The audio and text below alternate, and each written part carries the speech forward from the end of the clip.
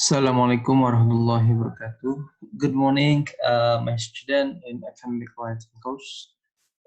For today, the material is about writing introduction. Is very important because before you write about thesis in your study in the next semester after you will be graduate from university, you have to be able to write introduction in your thesis paper. Jadi kalian harus nanti bisa menulis bab 1 atau pendahuluan di dalam skripsi. And it is connection between the previous one, summary and paraphrasing material.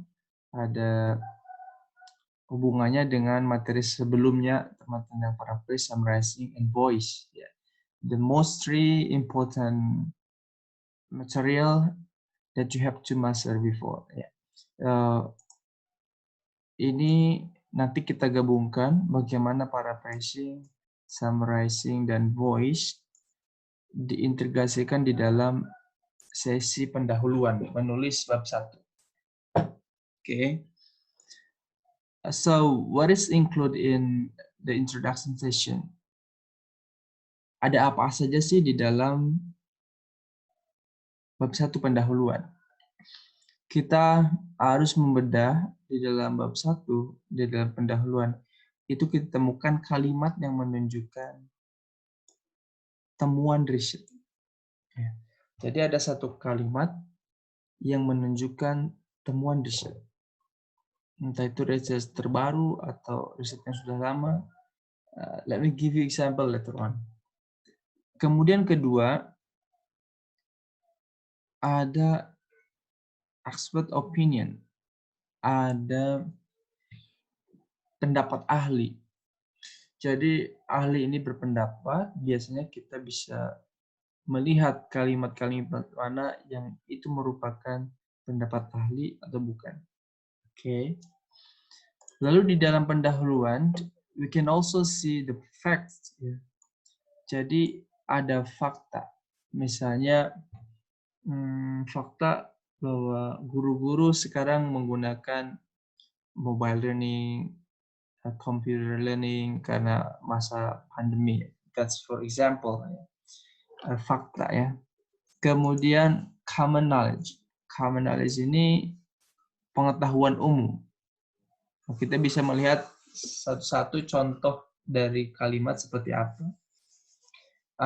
Dan di dalam introduction juga ada contoh yang diberikan oleh penulis.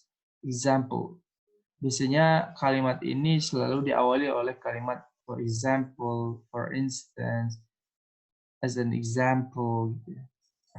Kemudian di dalam pendahuluan, kita kadang menemukan di dalam there is sometimes we find a personal testimony or personal experience of the authors. Jadi si penulis itu menceritakan pengalaman pribadinya.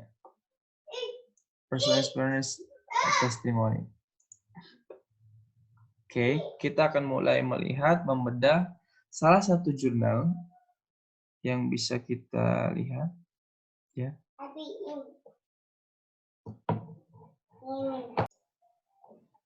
Oke, kita memiliki one example of the article from published journal. Ini pengarangnya kita bisa lihat, judulnya Engaging Student in Literature Cycle, Vocational English Reading Programs.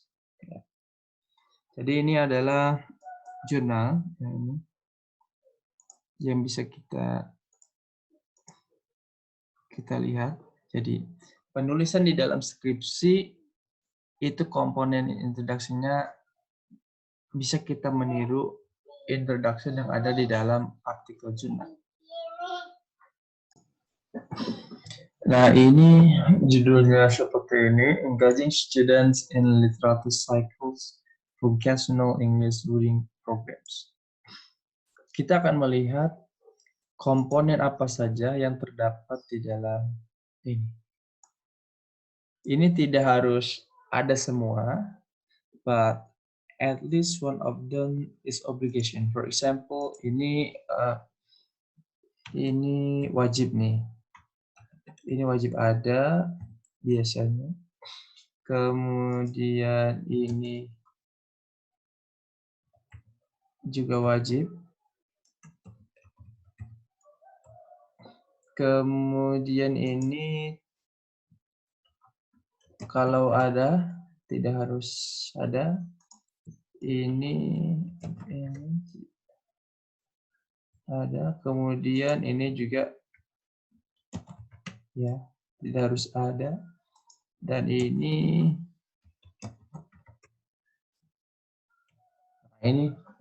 jadi yang wajib adalah temuan riset dan pendapat ahli.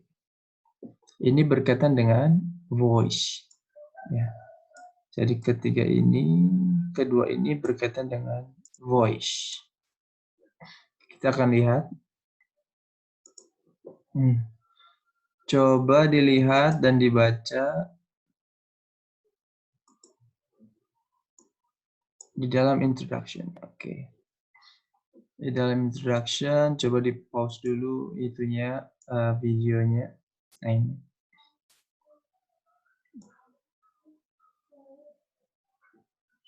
Ini satu kalimat. Kemudian ini kalimat kedua. Kemudian ini kalimat ketiga.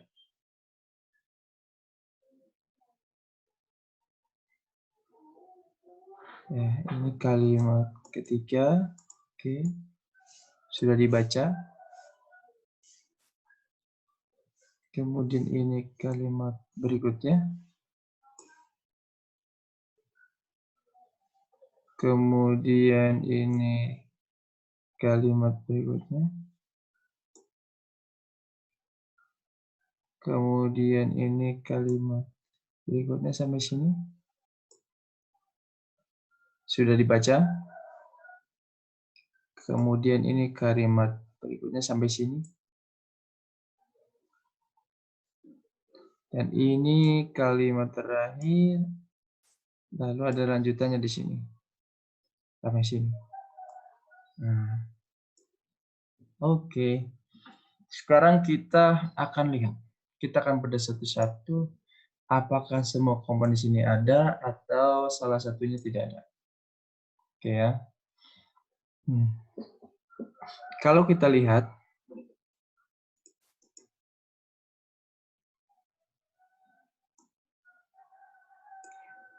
Kalimat pertama.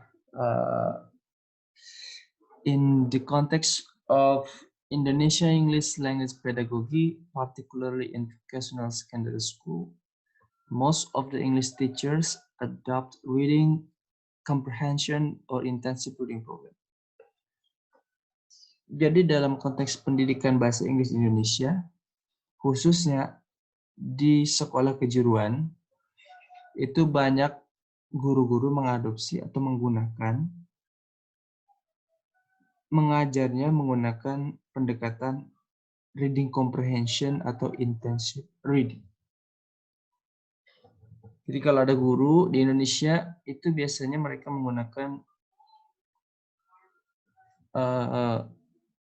menggunakan intensive reading,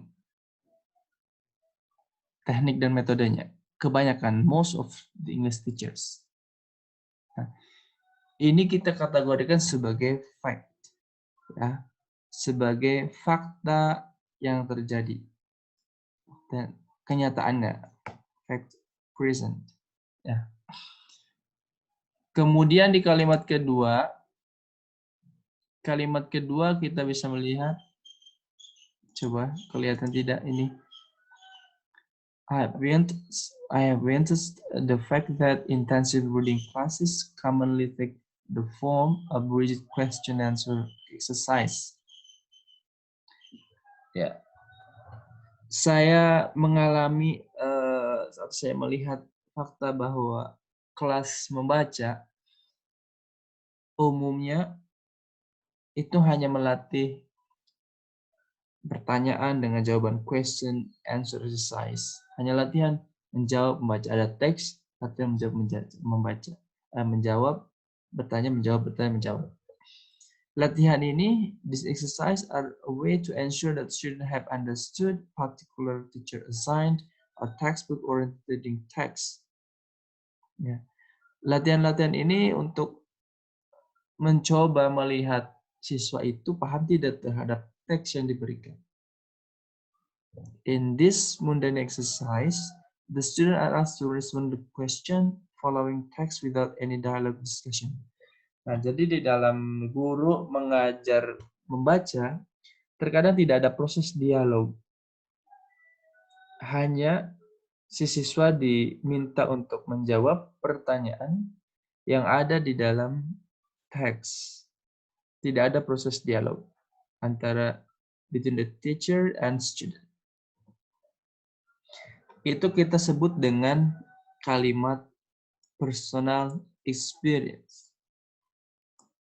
Karena di sini ada jelas ada I have witnessed. Oke. Lalu di sini in some cases intensive reading classes adopt multiple choice format exercise in which students are asked to answer reading comprehension question and the teacher plays a role in giving right answer to the question. Ini kategorinya sebagai external voice, seperti materi sebelumnya, ini external voice. Nah, ini kita katakan sebagai expert opinion, pendapat ahli. Oke, kemudian dari kalimat such an intensive reading activity doesn't differentiate whether students are learning to read or whether they are taking a reading comprehension test language proficiency. Nah, teknik yang digunakan guru ini dalam mengajar tidak bisa membedakan apakah siswa belajar untuk membaca atau mereka sedang memahami tes bahasa. Jadi sulit di dalam teknik intensive reading. Kemudian kalimat berikutnya, this conventional reading comprehension activity doesn't afford students the opportunity to share what they have read and what language resources they have learned from reading text. Teknik konvensional mengajar reading comprehension ini tidak memberikan siswa keuntungan karena tidak ada kesempatan bagi mereka untuk men-share apa yang mereka sudah baca dan bahasa apa yang sudah mereka dapatkan dari belajar teks tersebut. Pendek kata, test-like intensive reading activities do not create a supportive environment where students engage in interactive reading tasks and collaborative learning community reading a social practice. Nah, pendek kata, aktivitas membaca intensif tidak memberikan suasana yang mendukung di mana siswa bisa berinteraksi dalam proses membaca dan berkolaborasi dengan siswa yang lain sebagai proses sosial. Karena belajar bahasa, belajar membaca merupakan bagian dari proses sosial. For this reason, literate cycle, a small peer-led discussion group is suggested in reading English foreign language or English as additional language program. Ini kita melihat sebagai authorial voice di sini. Nah, di sini kalimat-kalimat ini merupakan pendapat dari si penulisnya sendiri. Authorial voice, ya. Kemudian kita melihat kalimat berikutnya, recent previous study. Nah, ini sudah jelas. Jadi penelitian sebelumnya pasti ini akan menulis kalimat tentang temuan riset. A recent previous study. Show. Nah, biasanya kalimatnya show, reported, melaporkan, menunjukkan. That literature cycle provides students with a dialogue space not merely for understanding text, but also for making sense or meaning of the text dialogically. Dialog, ya.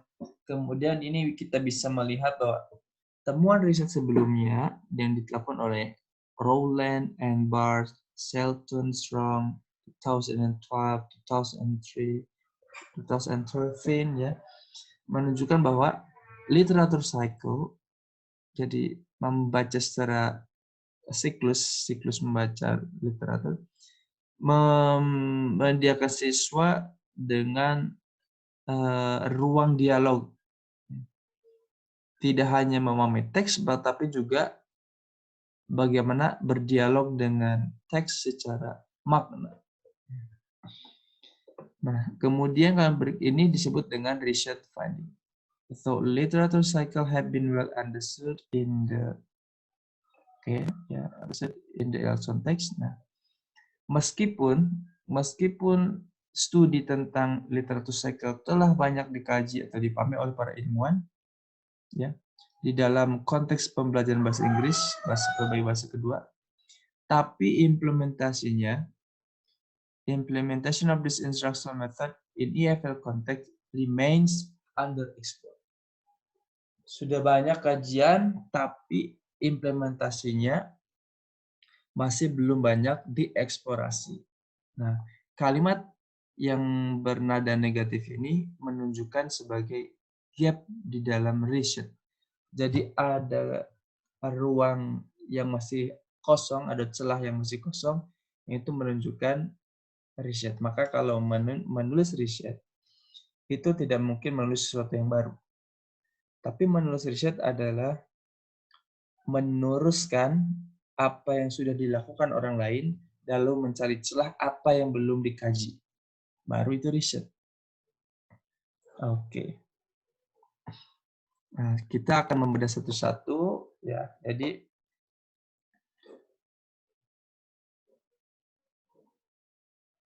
coba lihat di sini di kalimat pertama ya, fakta. Faktanya sekarang banyak dalam konteks pendidikan bahasa Inggris, banyak guru mengadopsi mengajar membacanya dengan model reading comprehension atau intensive reading program. Nah, penjelasannya, penulis menggunakan external voice sebagai cara untuk menulis research. Ya.